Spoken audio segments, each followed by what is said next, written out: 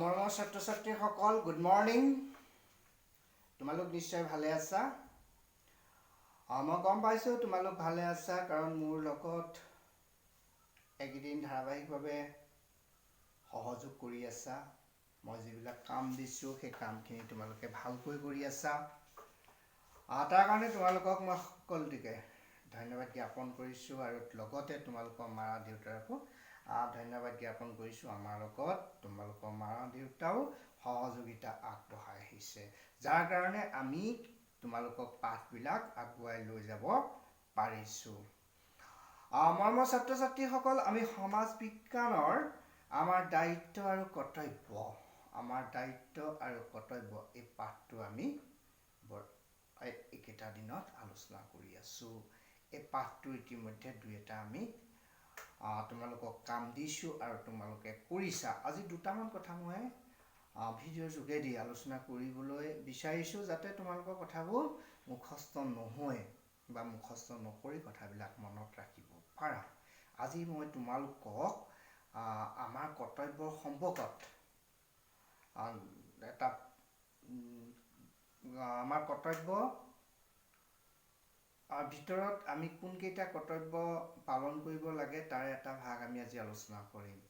আমি বিদ্যালয়ত আমাৰ কৰ্তব্য, বিদ্যালয়খনৰ প্ৰতি আমাৰ কৰ্তব্য কি, বা আমাৰ বিদ্যালয়ত থকা সময়ছোৱাত আমাৰ কৰ্তব্য কি, এই সম্পৰ্কত আজি আমি আলোচনা কৰিম। আগতে আমি ঘৰখনত তোমালোকৰ কৰ্তব্য কি সেই সম্পৰ্কত তোমালোকক দিয়া হৈছিল বা কোৱা হৈছিল। আজি আমি আমাৰ বিদ্যালয়খনত আমাৰ কৰ্তব্য কি, অৰ্থাৎ তোমালোকৰ কৰ্তব্য কি সেই সম্পৰ্কত আলোচনা কৰিবলৈ লৈছোঁ। তোমালোকে মন দি শুনিবা, আৰু এই ভিডিঅ'টো বাৰে প্ৰতি তোমালোকে শুনি থাকিবা, যাতে তোমালোকৰ কথাবিলাক মনত থাকে, মুখস্থ নহয়। মুখস্থ কিছুমান কথা আমি কৰিব লাগিব, বা কিছুমান বিষয় আমি মুখস্থ কৰিব লাগিব, কিন্তু আমি কিছুমান বিষয় আমি মুখস্থ কৰিলে আমি কথাখিনি পাহৰি যোৱাত বেছিকৈ চান্স থাকে। গতিকে তোমালোকক মই ক'বলৈ বিচাৰিছোঁ, আমাৰ বিদ্যালয়ত বা তোমাৰ বিদ্যালয়খনত কৰ্তব্য কি। প্ৰথম কৰ্তব্য 1, তুমি পৰিষ্কাৰ পৰিচ্ছন্ন হৈ বিদ্যালয়লৈ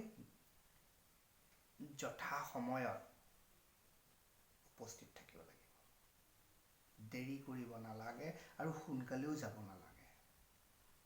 নিৰ্দিষ্ট সময় থাকে, সেই নিৰ্দিষ্ট সময়ত তুমি বিদ্যালয়লৈ যাব লাগিব। 1 নম্বৰ কৰ্তব্য। 1 নম্বৰ কৰ্তব্যটো হ'ল পৰিষ্কাৰ পৰিচ্ছন্ন হৈ, তাৰমানে তুমি গা পা ধুই পৰিষ্কাৰ কাপোৰ কানি পিন্ধি আৰু নিৰ্দিষ্ট সময়ত তোমালোকে বিদ্যালয়ত উপস্থিত থাকিব লাগিব। 2, শ্ৰেণীকোঠাত তোমালোকে নীৰৱতা অৱলম্বন কৰি থাকিব লাগে। নীৰৱতা মানে কথা বতৰা বৰকৈ পাতিব নালাগে। নিয়ম শৃংখলা বজাই শ্ৰেণীকোঠাত থাকিব লাগে। 2 নম্বৰ তোমালোকে লিখিবা, নিয়ম শৃংখলা বজাই শ্ৰেণীকোঠাত থাকিব লাগিব।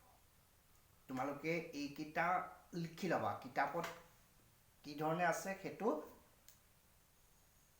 সিমান তোমালোকে গুৰুত্ব নিদিবা। মই কিছু তোমালোকক প্ৰেক্টিকেলি কথাখিনি কৈছোঁ, সেই প্ৰেক্টিকেল কথাখিনি তোমালোকে, অৰ্থাৎ তোমালোকে যিখিনি সদায় কৰা সেইখিনি ওপৰত নিৰ্ভৰ কৰি তোমালোকক মই এই পইণ্টকেইটা দিছোঁ। 1 নম্বৰ, পৰিষ্কাৰ পৰিচ্ছন্ন হৈ নিৰ্দিষ্ট সময়ত বিদ্যালয়ত উপস্থিত থাকিব লাগে। এজন ছাত্ৰৰ কৰ্তব্য কি লিখিবা, পৰিষ্কাৰ পৰিচ্ছন্ন হৈ নিৰ্দিষ্ট সময়ত বিদ্যালয়ত উপস্থিত থাকিব লাগে বা উপস্থিত হ'ব লাগে। 1 নম্বৰ লিখিলা। 2 নম্বৰ, শ্ৰেণীকোঠাত নিয়ম শৃংখলা বজাই ৰাখিব লাগে। হাই হুলস্থুল মাজত এডাল হাইফেন দিবা, আঁচ এডাল দিবা, সেইডালক হাইফেন বুলি কয়।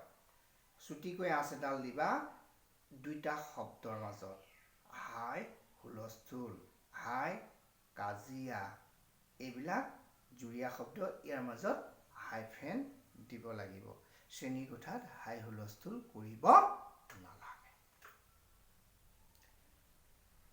3 নম্বৰ হ'ল। 4 নম্বৰ, ছাৰ বাইদেৱে দিয়া কথাবোৰ, ছাৰ বাইদেৱে কোৱা কথাবোৰ মন দি শুনিব লাগে। ছাৰ বাইদেৱে কোৱা কথাবোৰ মন দি শুনিব লাগে।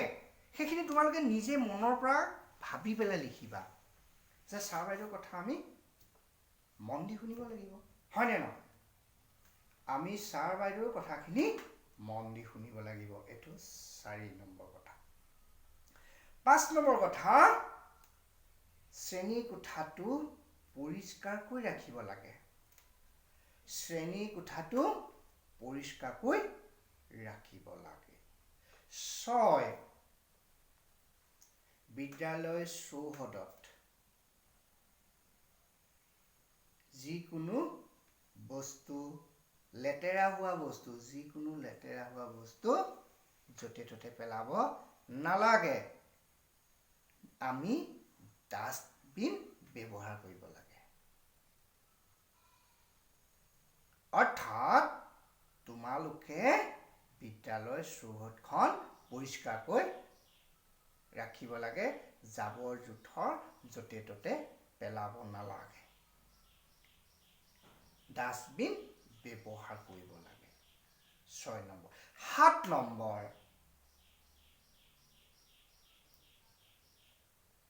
আমি বিদ্যালয় ক্ষতি কৰিব নালাগে। অনাহকত মানে কোনো কাৰণ নোহোৱাকৈ। 7 নম্বৰটো কি লিখিব লাগিব? অনাহকত বিদ্যালয় ক্ষতি কৰিব নালাগে।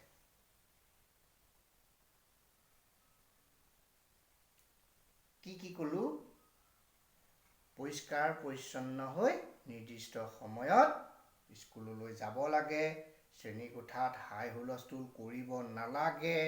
ছাৰ বাইদেৱে কোৱা কথাবোৰ মন দি শুনিব লাগে। শ্ৰেণী কোঠাটো পৰিষ্কাৰকৈ ৰাখিব লাগে। বিদ্যালয়ৰ চৌহদ পৰিষ্কাৰকৈ ৰাখিব লাগে। জাবৰ জোথৰ য'তে ত'তে পেলাব নালাগে। ডাষ্টবিন ব্যৱহাৰ কৰিব লাগে। আৰু এটা আছে, সমনীয়াৰ লগত মিলি জুলি থাকিব লাগে।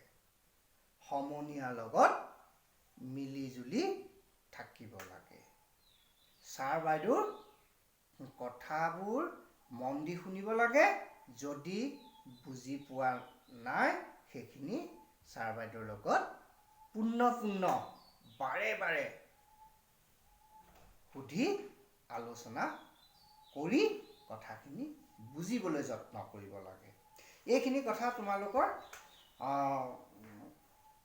ক'লো। এই কথাখিনি যদি তোমালোকে ভালকৈ মন দিয়া আৰু কাৰ্যত তোমালোকে মানি চলিবলৈ বিচৰা, তেতিয়াহ'লে তুমি এজন ভাল ছাত্ৰ হ'বা। এইকেইটা কথা তোমালোকে আজি শ্ৰেণীৰ কামৰ বহীত পৰিষ্কাৰকৈ লিখি মোক আজি 6 বজাত, গধূলি 6 বজাত হোৱাটছএপ নাম্বাৰত দিবা। কিন্তু মনত ৰাখিবা, 6 বজাত দেই, সন্ধিয়া 6 বজাত। তোমালোকে কি কৰা, মেছেজবোৰ ভালকৈ নপঢ়া। বহুত সময়ত সেইটো কৰি আছা। মই ক'ম 7 বজাত, তোমালোকে ফোন কৰিবা 6:30 বজাত, তোমালোকে ফোন কৰিবা 6 বজাত। এইটো বেয়া কথা, এইটো নকৰিবা। মোৰ কিছুমান সময় বন্ধা থাকে।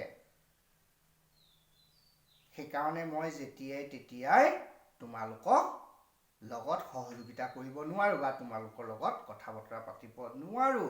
সেইকাৰণে আজি সন্ধিয়া 6 বজাত তোমালোকে সুন্দৰকৈ লিখি মোৰ হোৱাটছএপত পঠিয়াই দিবা।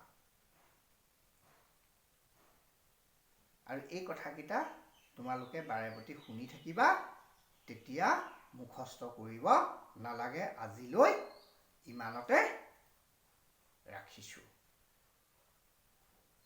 ধন্যবাদ।